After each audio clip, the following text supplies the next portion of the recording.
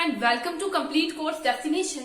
तो दोस्तों, जैसे कि हम सबको मालूम है कि हम लोग अपनी पिछली क्लास के अंदर क्लास 8 के चैप्टर 3 को डिस्कस कर रहे थे, जिसका नाम था सिंथेटिक फाइबर एंड प्लास्टिक्स, है ना। तो इस चैप्टर को हम लोग अपनी पिछली क्लास के अंदर डिस्कस कर रहे थे और ऑलमोस्ट पूरा हम लोगों ने इस चैप्टर को कंप्लीट कर लिया था। एक छोटा सा हमारा टॉपिक रहता था इस चैप्टर के अंदर, जिसका नाम था प्लास्टिक्स एंड एनवायरमेंट, है ना। प्लास्टिक एंड एनवायरमेंट ये टॉपिक हमारा छोटा सा रहता था, कुछ 4-5 मिनट का ये टॉपिक था। तो मैंने सोचा कि हम लोग इसको रिव्यू क्लास के अंदर ही कंप्लीट कर लेंगे। रिव्यू क्लास आज हम लोग, अब हमारी रिवीजन क्लास होगी, जिसके अंदर हम लोग पूरे चैप्टर का रिव्यू करेंगे थ्रू माइंड मैप। ओके, और उसी के साथ साथ जो हमारा छोटा सा टॉपिक बचता है उसे भी हम लोग कवर अप कर लेंगे आज की क्लास के अंदर, ठीक है। तो बाकी आज की क्लास हम लोग शुरू करेंगे बिना टाइम वेस्ट करते हुए। माइंड मैप के साथ पूरे चैप्टर को हम लोग डिस्कस करेंगे। और माइंड मैप का आपको पता है क्या बेनिफिट होता है। माइंड मैप से हमें कोई भी चैप्टर जो है लॉन्ग टाइम तक याद रहता है, भूलता नहीं है पूरा चैप्टर, कि उस चैप्टर के अंदर हम लोगों ने क्या क्या पढ़ा था, ये पूरा याद रहता है। तो बाकी आज की क्लास हम लोग शुरू करते हैं बिना टाइम वेस्ट करते हुए। तो सबसे पहले तो जो लोग इस क्लास को देख रहे हैं, लाइक शेयर सब्सक्राइब करना मत भूलिएगा और लाइक शेयर सब्सक्राइब जरूर कर दीजिएगा। सॉरी। तो चलो शुरू करते हैं आज की क्लास। देखो, हमारे चैप्टर का नाम है सिंथेटिक फाइबर एंड प्लास्टिक, है ना। Synthetic fiber and plastic, it means कि इस चैप्टर के अंदर हम लोगों ने क्या क्या डिस्कस किया है about synthetic fiber and plastics के बारे में पढ़ा है।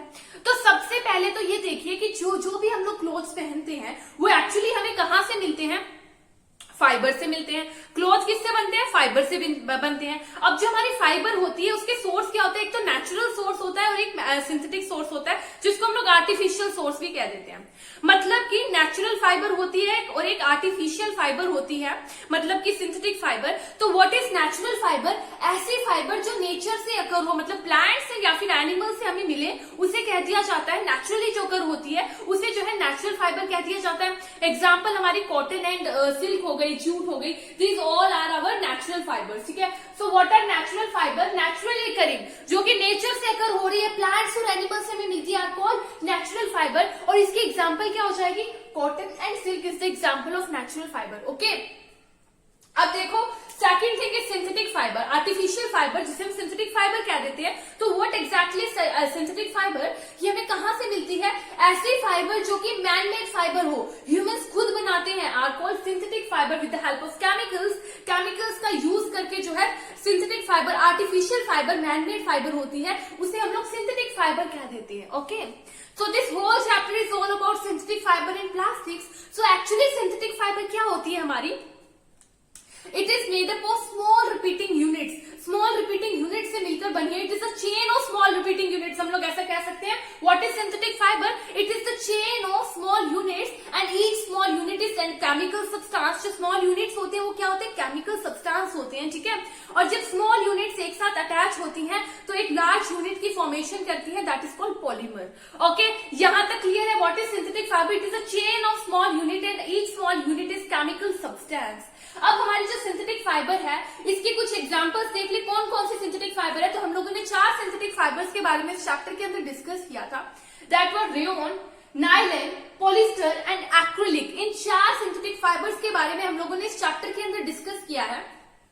तो हम लोग बारी बारी देख लेते हैं क्या क्या इन सिंथेटिक फाइबर्स के अंदर है। तो सबसे पहले हमारी आ जाती है रेयन।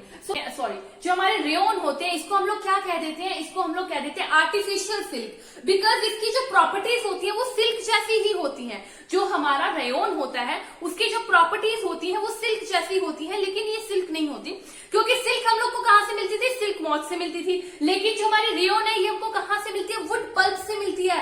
ये हमसे कहां से मिलती है, made from wood pulp, wood pulp से बनी होती है हमारी रेयन। और वुड पल्प क्या है, पल्प क्या है, एक नेचुरल हम लोग कह सकते हैं नेचर से मिला हुआ रॉ प्रोडक्ट है, जिसका यूज करके हम लोग जो है रेयन की फॉर्मेशन कर रहे हैं, विच इज आर्टिफिशियल सिल्क, ठीक है। तो आर्टिफिशियल सिल्क हमारी क्लियर होगी।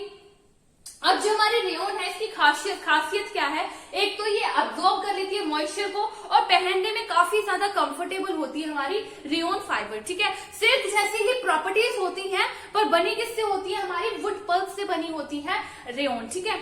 सेकेंड सिंथेटिक फाइबर कौन सी है, नायलॉन। तो देखो जो हमारी नायलॉन है ये भी एक सिंथेटिक फाइबर है और ये ऐसी पहली सिंथेटिक फाइबर है जो कि पूरी तरह से केमिकल सब्सटेंस से बनी हुई है, ठीक है। पूरी तरह से केमिकल सब्सटेंस से बनी हुई है, इसके अंदर कोई भी जो है नेचर से मिलने वाले रॉ मटेरियल की यूज नहीं किए गए हैं। जैसे कि रेयन के अंदर वुड पल्प का यूज कर रहे थे नेचर से मिलने वाला ये एक रॉ मटेरियल था, लेकिन हमारे नायलन के अंदर कोई भी ऐसे रॉ मटेरियल का यूज नहीं किया जाता है। नायलन क्या है, first synthetic made entirely from chemicals, पहली सिंथेटिक फाइबर है जो कि पूरी तरह से जो है केमिकल से बनी हुई है, that is called our nylon. And किस किस से बनी होती है, कोल से, पेट्रोलियम से, ऑयल से, वाटर से, और उसी के साथ साथ जो है हमारे एयर से मिलकर बनी होती है हमारी जो नायलन होती है। अब अगर नायलन की प्रॉपर्टी की बात करें तो हमारी जो नायलन फाइबर होती है वॉशिंग में इजी हो जाती है, ठीक है, उसी के साथ साथ काफी स्ट्रॉन्ग होती है। अगर हम लोग एक स्टील की वायर के साथ कंपेयर करें तो स्टील की वायर से भी ज्यादा मजबूत हमारी जो है नायलन की वायर होगी, ठीक है। अब हमारे जो नायलन है ये यूज कहाँ कहाँ पर होते हैं, तो नायलन यूज होते हैं जैसे पैराशूट की रोप्स हो गई, ड्रेस मटेरियल के अंदर यूज होते हैं, पैराशूट की रोप्स के अंदर भी यूज होते हैं क्योंकि बहुत ज्यादा स्ट्रॉन्ग होते हैं, ठीक है। नायलन फाइबर काफी ज्यादा स्ट्रॉन्ग होती है। Then we will discuss about polyester. तो पॉलिस्टर क्या है, made from monomer called ester. Ester, polyester क्या है, ईस्टर से बना होता है, small unit that is called ester. Ester क्या है, केमिकल सब्सटेंस है जिसकी फ्रूटी स्मेल होती है, ठीक है। एग्जाम्पल क्या होगी, Terylene and Dacron is example of our polyester. And polyester जो होता है ना हमारा बहुत ही अच्छा क्लोथ होता है जो कि क्रिस्प रहता है, इसके अंदर रिंकल्स बिल्कुल नहीं पड़ते हैं, ठीक है, रिंकल फ्री रहेगा, क्रिस्प होगा, जिसकी वजह से इसको हम लोग ड्रेस मटेरियल के अंदर भी यूज करेंगे। जितने भी ड्रेस मटेरियल होते हैं इसमें हम लोग पॉलिस्टर का यूज कर सकते हैं और वॉशिंग के लिए इजी होता है हमारा पॉलिस्टर।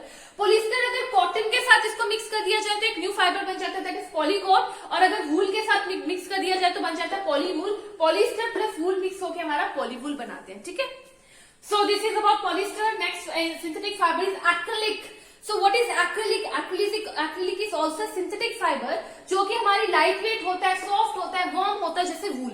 देखो सर्दियों के अंदर हम लोग शॉल्स ओढ़ते हैं, स्वेटर्स पहनते हैं। अब ये शॉल्स और स्वेटर किससे बने होते हैं, वूल से, है ना। बट हमारी जो एक्रिलिक फाइबर है इसका भी यूज किया जाता है जो स्वेटर शॉल्स बनाने के लिए, क्योंकि एक तो ये बहुत ज्यादा सॉफ्ट होते हैं, लाइट वेट होते हैं, उसी के साथ साथ वार्म भी होते हैं, ठीक है। एंड रिंकल रेजिस्टेंस होता है, श्रिंकिंग नहीं होती, लाइट होता है, सॉफ्ट होता है, सबसे बड़ी बात कि वूल के कंपैरिजन में काफी ज्यादा जो है सस्ता होता है हमारा एक्रिलिक फाइबर, ठीक है। तो ये हमारी सभी सिंथेटिक फाइबर की बात हो गई, जितने भी सिंथेटिक फाइबर थी हमने डिस्कस कर ली चैप्टर के अंदर।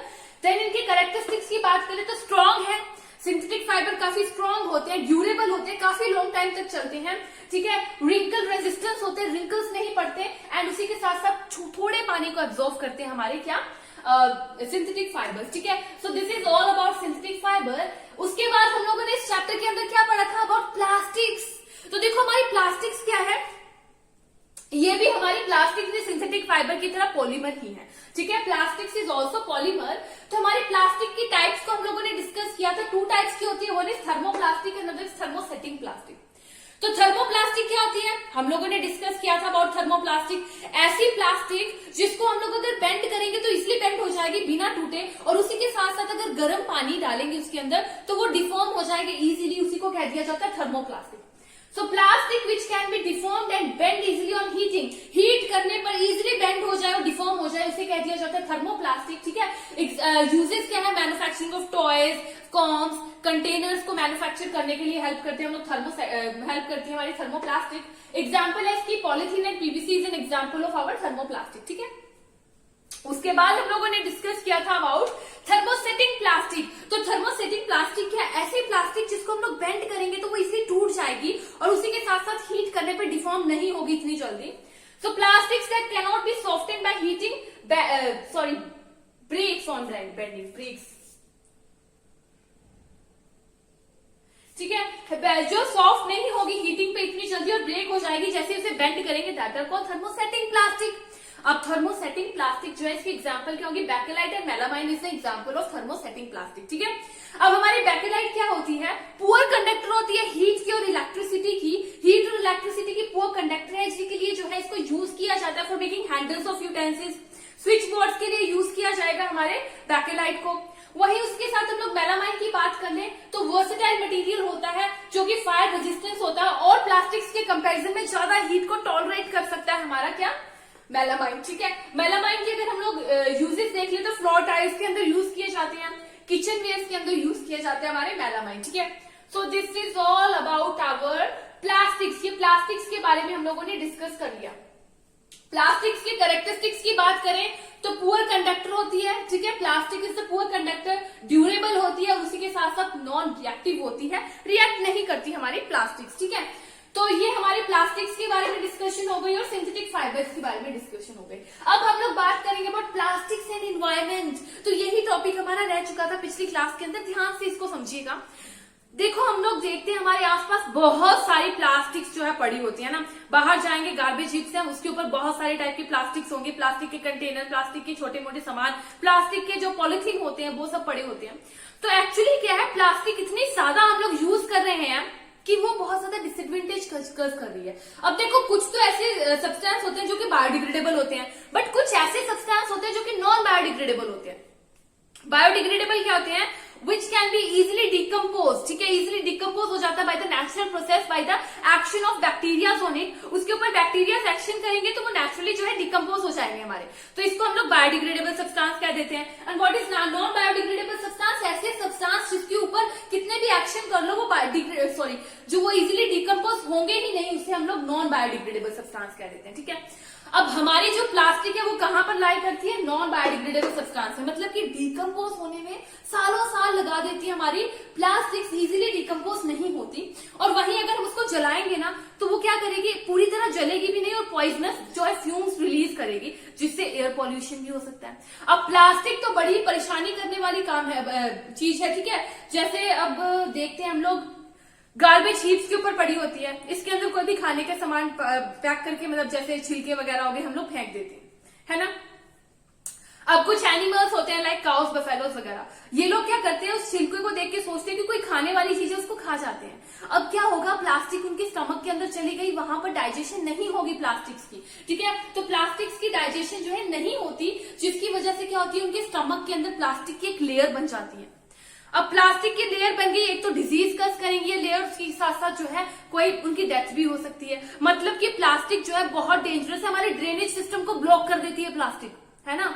तो देख लो कितना परेशानी करती है। तो इसीलिए हमें क्या करना चाहिए, प्लास्टिक्स को कम से कम यूज करना चाहिए, कम से कम यूज करना चाहिए, जहां पर जरूरत नहीं हो वहां पर जरूरत जिसको बिल्कुल भी यूज नहीं करना चाहिए अपनी तरफ से। And as a responsible citizen हमें क्या याद रखना चाहिए, 4 R's के बारे में याद रखना चाहिए, that is reduce, reuse, recycle and recover. Come use करना है, रीयूज करना है, रिसाइकलिंग करनी है प्लास्टिक की, उसी के साथ साथ जो है रिकवरी हो जाएगी, ठीक है। जैसे हम लोग स्कूल्स में जाते हैं टिफिन बॉक्स लेकर प्लास्टिक्स के, तो हमें क्या करना चाहिए, instead of plastic tiffin box हम लोग क्या करेंगे, स्टील के टिफिन बॉक्स यूज करें। हम लोग मार्केट जा रहे हैं सामान लेने, हम लोग क्या करें, अपने साथ एक कॉटन का या फिर कोई एक ऐसा बैग जो कि हमारा क्लॉथ से बना, उसे कैरी कर सकते हैं, जिससे कि प्लास्टिक्स का यूज कम होगा और हमारे जो है प्लास्टिक एक हमारी तरफ से एक पहला कदम होगा कि हम लोग प्लास्टिक को कम यूज करें, ठीक है। बाकी this is all about our chapter that is synthetic fiber and plastic, जिसके अंदर हम लोगों ने सिंथेटिक फाइबर के बारे में पढ़ा, प्लास्टिक्स के बारे में पढ़ा, प्लास्टिक एंड एनवायरमेंट के बारे में पढ़ा, ठीक है। तो पूरा चैप्टर हमारा यहाँ पे खत्म हो जाता है। अगली क्लास के अंदर हम लोग अपने नेक्स्ट चैप्टर को स्टार्ट करेंगे, क्लास 8 के चैप्टर 4 को शुरू करेंगे। बाकी ये चैप्टर हमारा यहीं पे खत्म होता है, ठीक है। तो आज की क्लास हम लोग यहीं पे खत्म करेंगे। Thank you friends.